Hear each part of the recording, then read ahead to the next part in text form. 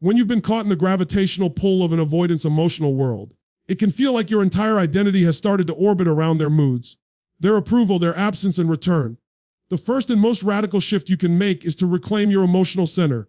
That means stepping out of the role they've unconsciously assigned you, the role of the emotional caretaker, the one who chases, who soothes, who waits. Because the moment you stop needing them to regulate your sense of worth, you disarm the dynamic they depend on to maintain control. Here's the psychological truth: avoidant individuals often operate from a deep-rooted fear of vulnerability. When they sense someone becoming emotionally invested, it triggers an internal alarm. They equate closeness with danger. So they create distance, consciously or not, to preserve their fragile sense of autonomy. But what throws them off balance is when you no longer play the predictable part. When you stop collapsing every time they withdraw, when you stop scrambling for scraps of their attention, something profound happens. Their framework crumbles. They've built a world where they are the center and you are the satellite. Reclaiming your emotional center flips that entire orbit. This isn't about becoming cold or unfeeling. It's about choosing to stop living in emotional reaction to someone else. That starts internally. It's sitting with the discomfort instead of trying to make them come closer to relieve it. It's asking yourself, what am I really seeking from this person that I could give to myself right now? Is it validation, security, belonging? Those are not gifts another person doles out. They are states you cultivate within. And when you start doing that work, building your confidence, strengthening your emotional resilience, reconnecting to the things that light you up, you create a subtle but seismic shift. You move from being someone who is emotionally dependent on their attention to someone who is emotionally autonomous. And here's what's fascinating. When an avoidant realizes they no longer have emotional leverage over you, it triggers their own sense of loss of control. They're used to being able to pull back and watch you come closer. But when you stay centered, when you no longer lunge toward them in panic, but remain rooted in your own calm, they experience something they're not prepared for: uncertainty. That uncertainty shakes them. It exposes the fragile scaffolding of their detachment. And often it compels them to move toward you, not because you're manipulating them, but because your independence ignites their curiosity and disrupts their pattern. Think about it. Power in relationships doesn't come from controlling someone else. It comes from mastering yourself. When you regulate your emotions instead of outsourcing that responsibility to another person, you become unshackable. You stop dancing to the rhythm of their avoidance and start walking to the beat of your own clarity. And the moment they realize they can't pull you out of your center anymore is the moment the control they once had begins to dissolve. You want to know what truly makes an avoidant lose control? It's not pleading, persuading, or proving your worth. It's the quiet, unwavering energy of someone who no longer needs their love to feel whole. When you reclaim your emotional center, you stop being a pawn in their game, and you become the board they can no longer play on. When you've reclaimed your emotional center, the next move is to withdraw the endless stream of attention you've been giving them. This is not about punishment, revenge, or playing games. It's about disrupting a cycle that has kept you stuck in emotional limbo. Most people don't realize how much energy they pour into keeping the connection alive.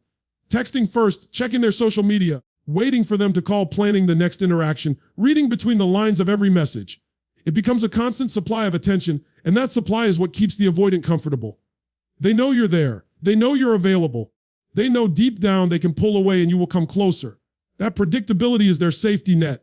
When you start pulling that attention back, the dynamic shifts dramatically. Suddenly there's space. There's silence where there used to be constant pursuit. And here's the interesting thing: space is what the avoidant says they want. But when they actually get it, it destabilizes them. Because the space is no longer theirs to control. You've stopped feeding the cycle and now they have to sit with themselves. That's a very uncomfortable place for someone who spent most of their life avoiding intimacy by staying in control of the distance. Psychologically, attention is one of the most powerful currencies in human relationships. When you give someone your attention consistently, you reinforce their significance in your world. They become the center of your mental and emotional focus. The moment you reclaim that focus and redirect it toward your own goals, your own passions, your own growth, you're no longer handing them emotional power for free. And that's when they know it, because you posted a picture to make them jealous, not because you tried to force a reaction, but because you genuinely became less available, and they can feel that shift. This is where many people struggle. They think, I stop reaching out, won't I lose them completely? That fear is exactly what keeps the avoidant in control. But here's the deeper truth: if you have to keep chasing to keep someone in your life, you don't actually have them. You just have the illusion of connection. By withdrawing your constant attention, you create an opportunity to see what they will do when the roles are reversed. Will they step forward? Will they meet you halfway? Or will they fade? Either way, you've freed yourself from the exhausting job of keeping the relationship alive by yourself. And here's what happens more often than not: avoidants who are used to being pursued begin to feel the void you leave behind. They start to wonder why the usual pull isn't working. They start checking for you, looking for signs of your presence, maybe even reaching out just to see if they still matter to you. That's not manipulation. That's simply the natural consequence of no longer over-functioning in a relationship. Withdrawing your attention is not about being cold.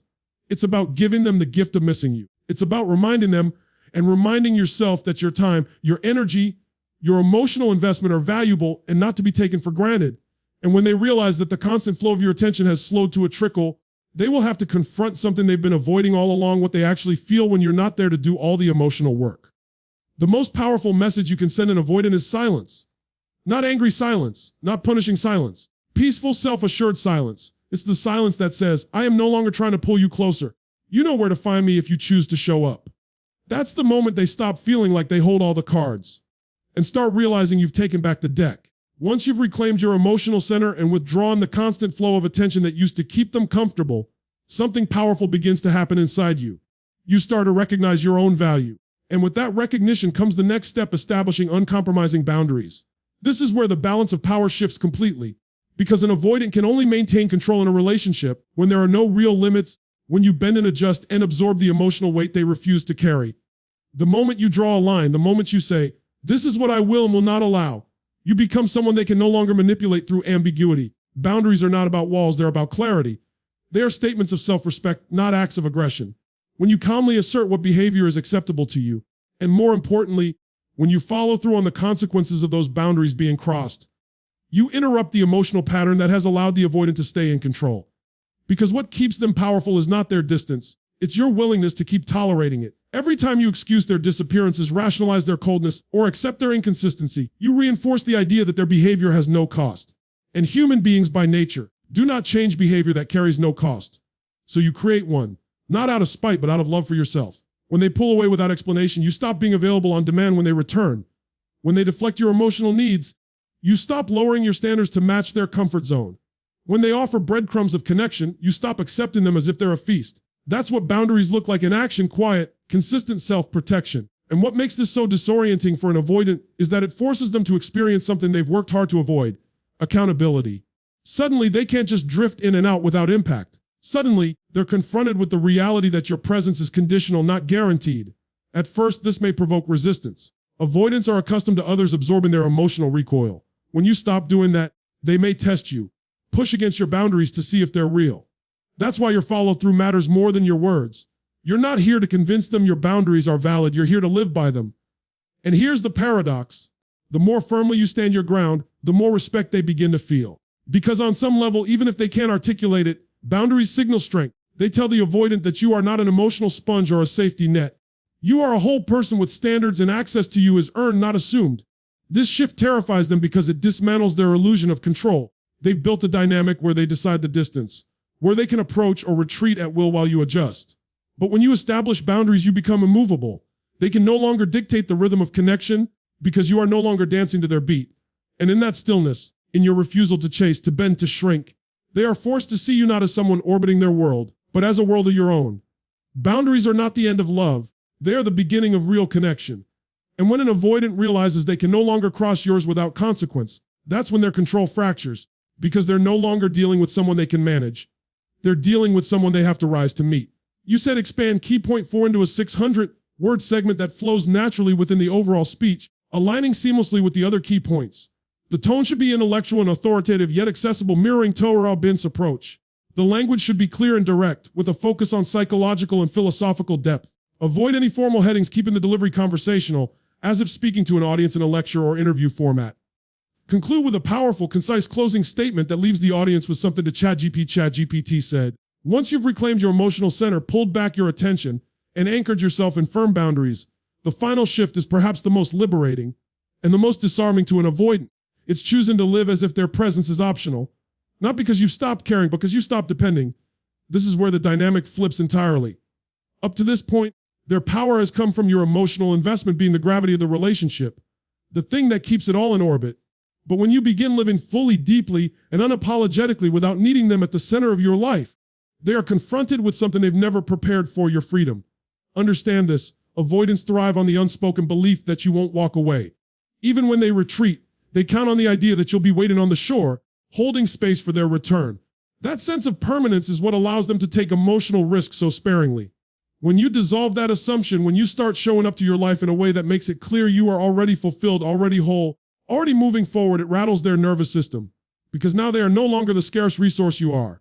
And what's scarce becomes valuable. Living as if their presence is optional isn't about faking indifference or pretending you don't care. It's about building a life so rich, so purpose-driven, that their contribution becomes a bonus, not a necessity. You stop pressing pause on your growth, waiting for them to catch up. You stop shrinking your dreams to fit the small space they're willing to occupy. Instead, you expand. You deepen your friendships, pursue your passions, invest in your physical and mental well-being, take bold steps towards your ambitions. You stop narrating your life in way and start writing it in I. That shift isn't just visible, it's magnetic. People are drawn to someone who radiates self-sufficiency, and avoidants are no exception. This is where the power dynamic truly inverts. The avoidant who once believed they could ration their love without consequence now faces a stark reality. Your world keeps spinning, with or without their participation. They can no longer control the pace because you've stopped waiting. And in that moment, something remarkable happens. The control they once clung to begins to slip, because control only exists when someone is dependent on your behavior. The moment that dependency vanishes, control dissolves. At first, this may create confusion for them. They might wonder if you've lost interest or if you've replaced them. They may even try to pull you back into the old pattern, testing to see if the old hooks still work. But they won't. Because this time you're no longer playing the game, you've outgrown it. You're no longer measuring your worth by their attention or your happiness by their presence. And that terrifies them because it forces them to face a truth they've avoided their whole lives. That real connection is not about control. It's about choice. And now for the first time you are fully choosing yourself.